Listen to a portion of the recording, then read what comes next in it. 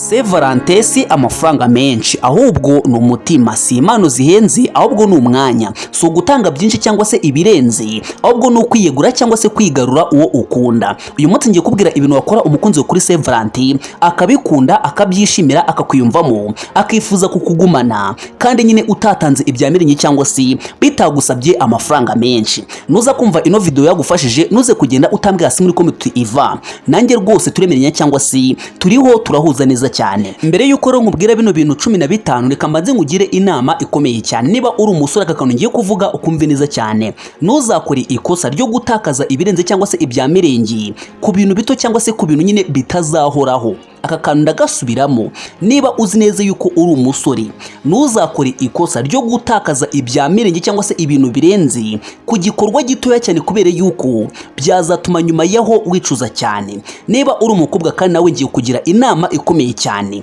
iyi nama ngiye kugira uyumve neza cyane. Kuri Saint Valentin birashoboka cyane yuko umukunzi wawe cyangwa se boyfriend wawe yazifuza kugutembereza cyangwa se ko mwasohokana nyine akifuza kugushimisha.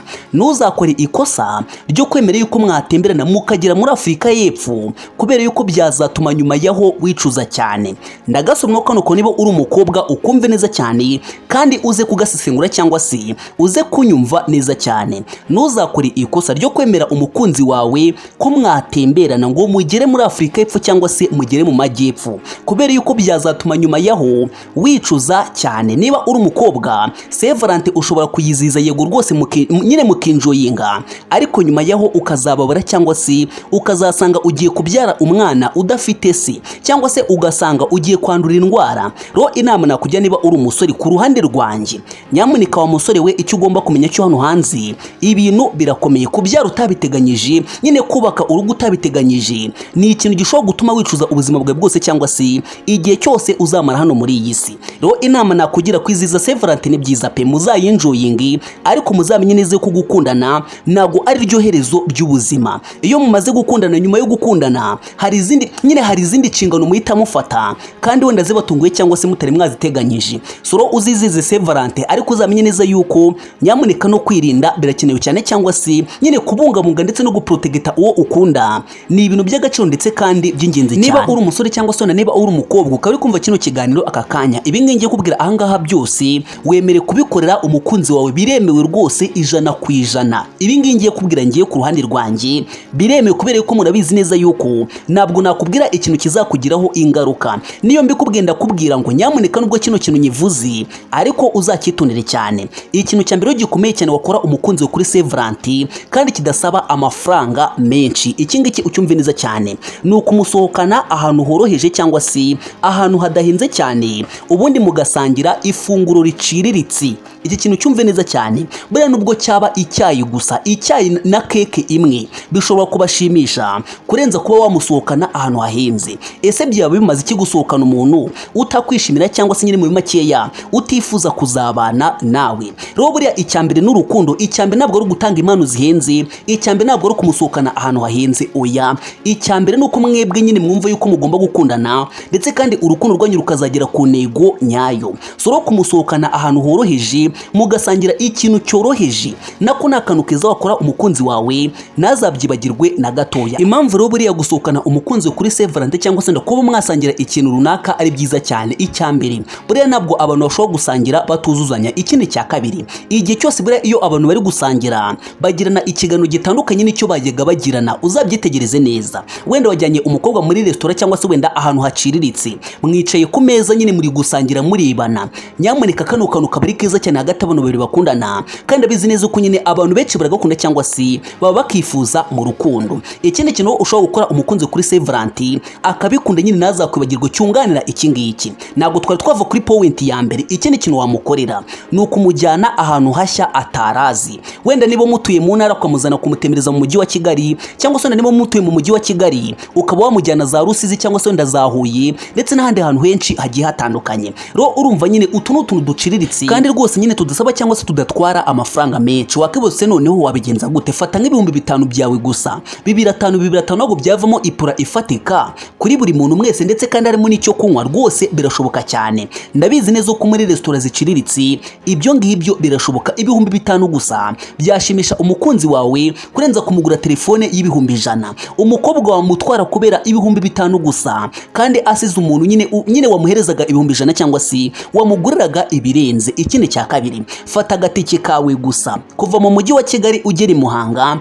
ni amafaranga atageze no mu bihumbi 2, si ibihumbi 4 gusa, mukagenda mugakora turavo cyangwa si mugatembera nyine mukahasura mukareba uwo mujyi, ubundi mwarangiza mukitahira. Iki ni ikintu gisigara mu mutwe w'umuntu. Njye ngunda kubwira ngo nujya guhereza umuntu impano, uzamuhereze impano atazibagirwa. Ndaguha urugero rwa hafi. Buriya gutembereza umuntu, kuba wasangira n'umuntu ahantu runaka, ni ikintu gishobora kumuguma mu mutwe ntazakibagirwe na rimwe. Nubwo mwatandukana, akenshi iyo ageze ahantu mwakuriye cya kintu ahita kwibuka cyangwa se yongera kugutekerezaho, akongera kugukumbura. Suro banza utekereze mbere yuko nyine utanga ibirenzi. Umuntu ushobora kumuhereza ibirenzi nyamara nanabyishimire cyangwa se nanabikunde. Ese buriya wari uzi neza yuko abakobwa bakunda amagambo kuruta ibikorwa? Umukobwa ushobora kumuhereza ibirenze ariko utamubwiye amagambo meza, byose bigahinduka zero. Ikintu cya kabiri gikomeye cyane wakora umukunzi we kuri Saint Valentin, akabikunda akazabikumbura, ndetse kandi ntazabyibagirwe na gatoya. Iki nacyo ucyumve neza cyane, ni ukumubwira amagambo meza, kumubwira amagambo meza, kumutura indirimbo nziza nyine muri makeya, ukamushima ukamutera imitoma. Ndagukunda cyane, sinzakwibagirwa, ni wowe nifuza mu buzima bwanjye, ni wowe watumye mba uwo ndiwe, ni wowe wanyigishije gukunda, ni wowe nyine wampinduye uko meze uyu munsi. Hari byinshi wahinduye mu buzima bwanjye, niyo mpamvu nkwifuza, niyo mpamvu nifuza kuguhorana iteka ryose. Aya ni amagambo meza cyane ushobora kubwira umukunzi wawe, akaruta impano zihenze, akaruta nyine ibya mirenge wamutakazaho. Rwose niko kuri nguhaye. Mbere yo kumva kuri no poet rero kambanze mubwire amagambo abiri ushobora kubwira umukunzi wawe akayakunda cyane, ndetse kandi nazayibagirwe na gatoya. Ijambo rya mbere, my sweetheart, my darling, ndagukunda cyane kandi sinzakwibagirwa na gatoya, I'm proud of you. Rino jambo ni ijambo ryiza cyane wabwira umukunzi wawe akazajya ahora ritekerezaho uko bwije nuko bukeye. Ikindi cya kabiri, ushobora kuba wakoresha ikadire cyangwa se wenda nyine nk'agakadire karimo amafoto yanyu mwembi, ukandikaho ano magambo nkubwiye. Irindi jambo ushobora kumubwira akarikunda cyane, nazaryibagirwe na gatoya,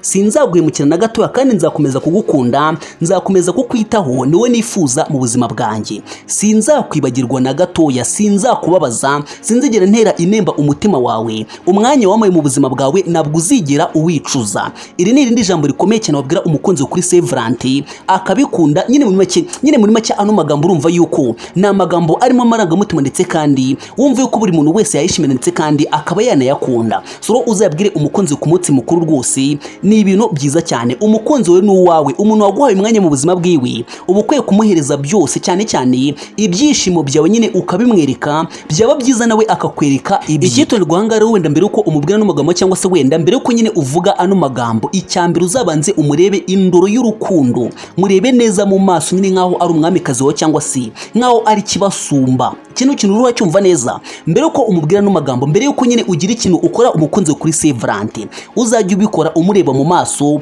kandi umufashe mu biganza, cyangwa se umufashe mu mayunguyungu. Ubundi rwose umubwira uko umukunda, umubwira uburyo umwubaha, cyangwa se uburyo umuhereza agaciro. Ndabizi neza uko azabikunda, ndetse kandi bizaruta impano zinze wakamuhereje, cyangwa se ibya mirenge wamutakaza. Umwereke yuko ari kibasumba hano ku isi. Nyine muri make mwereke yuko nta wundi mukobwa ushaka, niba uri umukobwa kandi mwereke yuko nyine nta wundi mugabo, cyangwa se nta wundi muntu wifuza yuko yazakubera husband. Ndabizi neza rwose azabikunda, ndetse kandi azabyishimira nubikora neza mu buryo bwiza, ariko nyine ntushake kurengera. Ndabizi neza abasore rwose hari igihe nyine umukobwa nyine akwereka yuko akwizera, ugashaka kurengera. Rero iyo umukobwa akweretse yuko akwizera ugashaka kurengera, akenshi utuma gutakariza icyizere. Ntugakore ikosa ryo gutuma umuntu waguhereje icyizere cyiwe nyine akigutakariza. Ahanga uzicuza cyane, ndetse kandi uzabura amahirwe menshi kuri we. Ikindi kintu gikomeye cyane, ndetse kandi giciriritse wakora umukunzi kuri Saint Valentin akabikunda, ndetse kandi ntazabyibagirwe na gatoya, ni ukuba wamuhereza impano wikoreye n'intoki zawe. Kandi ukumve neza,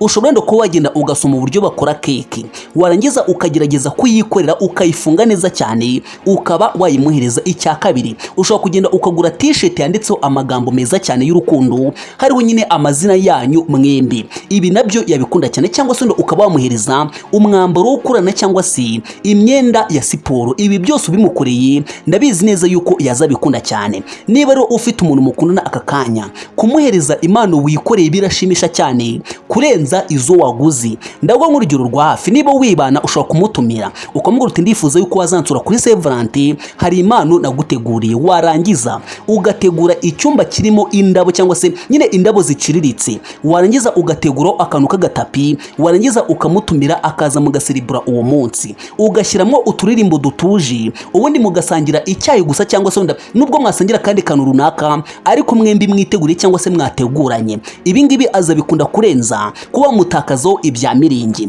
Ese kano kantu urakemera? Niba ukemeye uhita ukanda like. Icya kabiri uzo gutumwanda subscribe kugira ngo nyine tujye dukomeza kubana umunsi ku munsi. Dore ibindi bintu bitoro wakora umukunzi kuri Saint Valentin akabikunda ndetse kandi azabyibagirwe na gatoya. Icya mbere no kumwandikira ibaruwa iva ku mutima.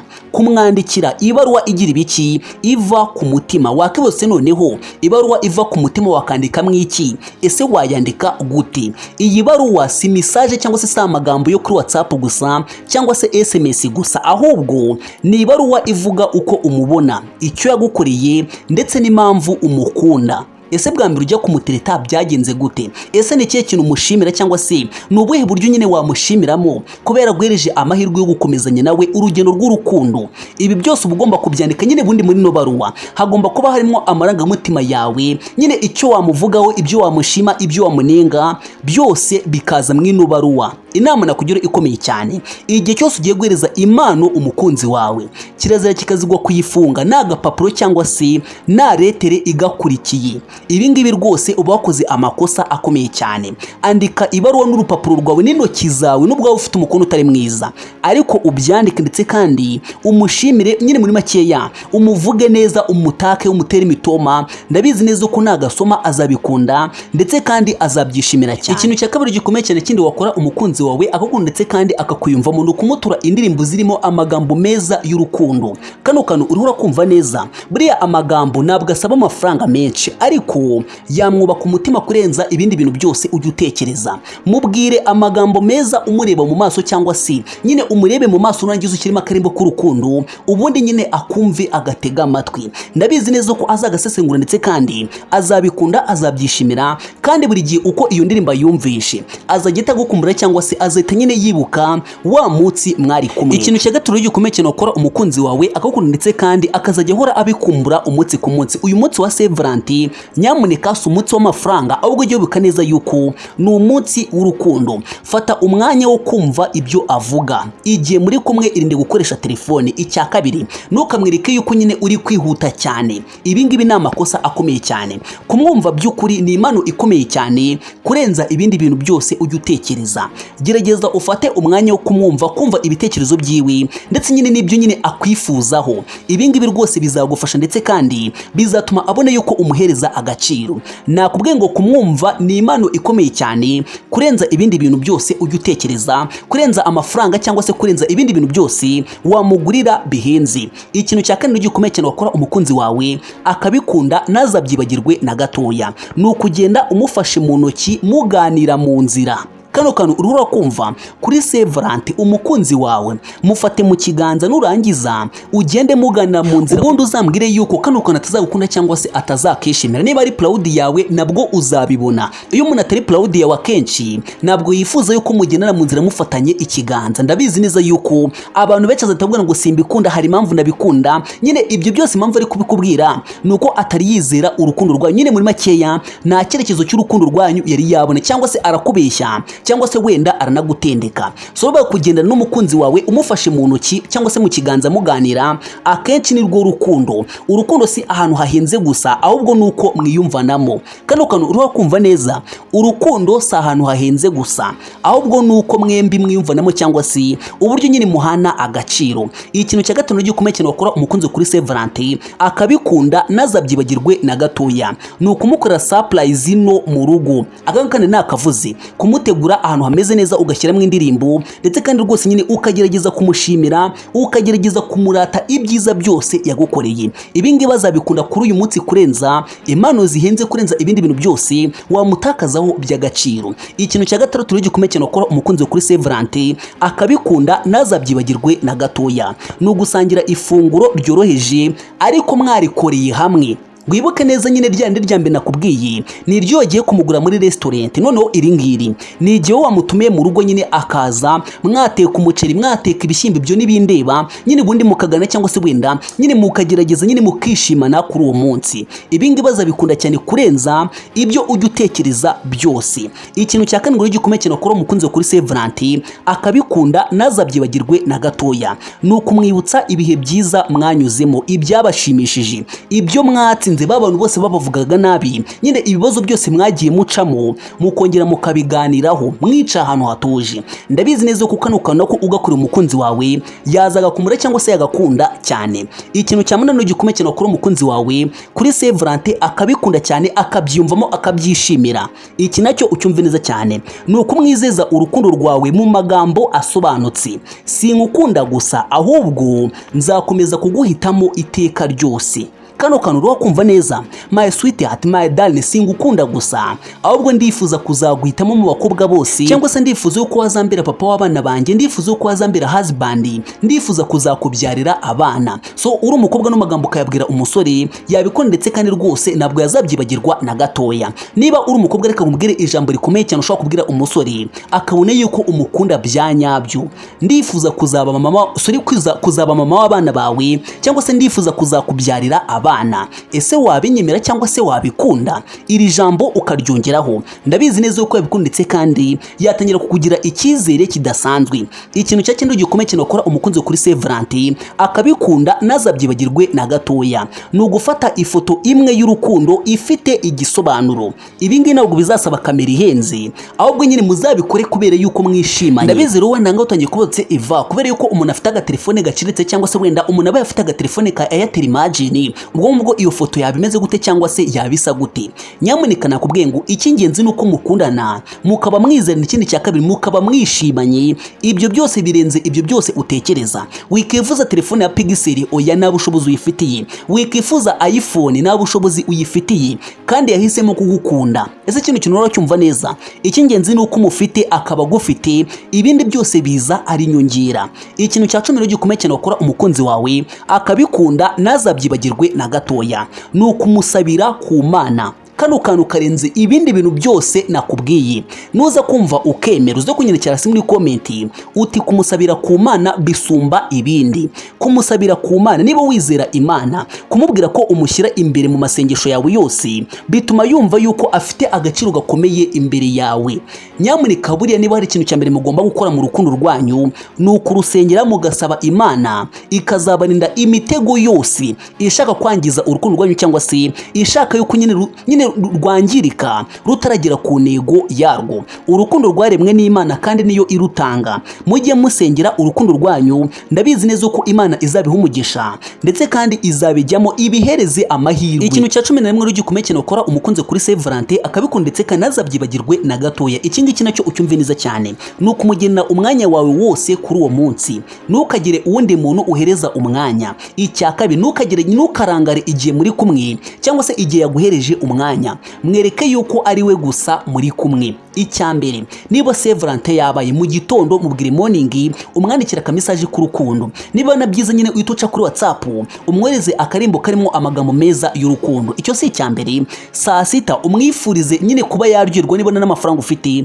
niba nyine wenda utifuza no kumutembereza, umwandikira ka message saa sita, wongere umushimire, wongere umubwire uti my sweetheart, naho isi yatuvaho, naho imigezi yakama, naho abantu batwanga, njyewe nta kintu bintwaye. Knowless niwe wavuze ngo nacyo ibyo nakora byose, ibyo nacamo byose, ndi kumwe nawe, ibyo birahagije gusa. Na wundi muntu ucaka mu buzima bwanjye, na wundi muntu nifuza usibye wowe. Kano kantu uro kumva neza, mu gitondo mubwire morning, nurangiza saa sita umubwire uti good afternoon my sweetheart, ndakubwiza ukuri, naho isi yatuvaho, naho abantu batwanga, naho twaca mu bikomeye, naho naca mu bihome byose kubera wowe, njyewe nta kintu bintwaye. Ibyo byose bizaruta kuba wamujyana ukamutembereza, ukamugurira ibintu byiza. Nyamara rwose ayo magambo atigeze atigeze ayumva. Hari ukuntu ushobora guhereza umuntu impano zihenze aho ugasanga umuntu utigeze umuhereza impano ugasanga niwe ari kwimvamo cyangwa se ugasanga niwe ari guhereza umwanya. Ni ukubera yuko wowe nyine wamukoreye ibyo adashaka cyangwa se ntabwo uzi ibyo akunda.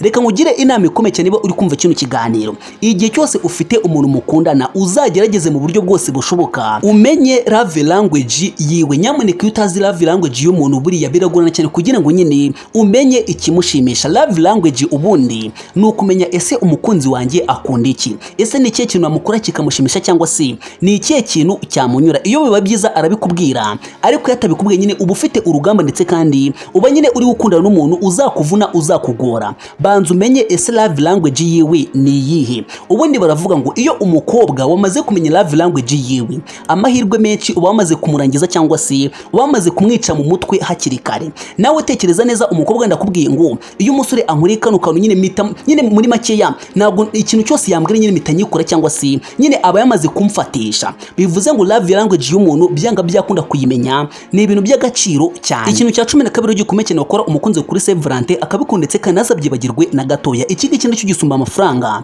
gisumba ibyo wamukore cyangwa se ibyo mutakazaho bya mirenge. Iki ngiki ucyumve neza cyane ni ukumusezeranya kumwubaha no kumurinda ndetse no kumwitaho. Ese kano kantu uri kumva neza? Buriya urukundo si amagambo gusa, ahubwo ni imyitwarire ndetse n'indangagaciro no kubaha umuntu mukundana. Ibi byose iyo ubimukorera akenshi akwimva ndetse kandi abona yuko umuhereza agaciro kurenza impano zihenze. Ikintu cya 13 rero gikomeye cyane wakora umukunzi kuri Saint Valentin akabikunda ndetse kandi nazabyibagirwe na gatoya. Iki nacyo ni ingenzi cyane, ni ukumwereka ko umwumva mu byamubabaje cyangwa se kumwereka ko nyine wumva inimba ziwe, ibyo yanyuzemo byose nyine nibo ari uganiriza story yiwe y'ubuzima. Ese uramwumva? Kano kantu ugomba kugira ibiki, ugomba kukitaho cyane, kumubwira uti nzajya numva ibyo wanyuzemo byose ndetse kandi sinzaguterana mu bibazo byose uzacamo, waba urwaye waba umeze neza nzaba ndi iruhande rwawe. Ibi byose ugomba kubimbwa ndetse kandi ukazabishyira mu ngiro cyangwa se ukazabishyira mu bikorwa.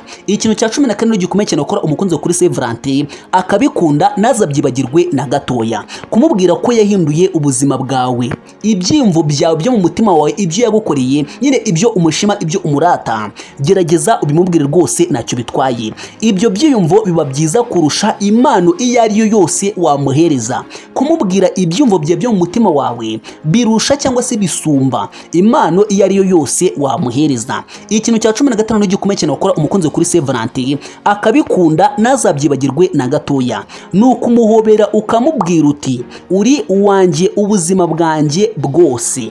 Muhobere, umufate nyine muri make umuhobere, umukomezi, umubwira uti my sweetheart, my darling, uri uwanjye ubuzima bwanjye bwose. Twaba turi guca mu bibazo, twaba turi guca mu byiza, uzaba uri iruhande rwanjye. Ikintu cya nyuma gikomeye cyane abango benshi bakunze kugaragaza yuko nyine ushobora kugikora umukunzi we gisumba amafaranga, gisumba impano, gisumba ibindi bintu byose akazakibuka cyangwa se kikazamuguma mu mutwe, ni ugusomana ku buryo budasanzwe. Kino kintu ucyumve neza cyane. Niba wenda mudakunda kubikora kenshi cyangwa se niba umukunzi mukundana byanyabyo, ahanga icyitonderwa utazabikora mu karengera bikakugiraho ingaruka ukazavuga ngo iva yarancuti cyangwa se yarambeshye. Oya, ahanga bari kuvuga ngo wenda mugerageje mukabikora mu buryo budasanzwe, ariko niba muzi neza ko wenda mubana nk'umugore n'umugabo, ahanga ubwo rwose ngo ni ibintu babikenewe cyane kugerageza mugasomana ku buryo budasanzwe ku munsi wa Saint Valentin, ngo nagukano kantu ashobora kwibagirwa na gatoya. Niba mutarigeze mubikora ngo mubikoze rwose byazamuguma mu mutwe. Ikintu gikomeye cyane mu byo navuze byose ngo mushobora kuba mwakora igihe mubana nk'umugore n'umugabo wenda nyine ku munsi wa Saint Valentin, iki nacyo ucyumve neza cyane,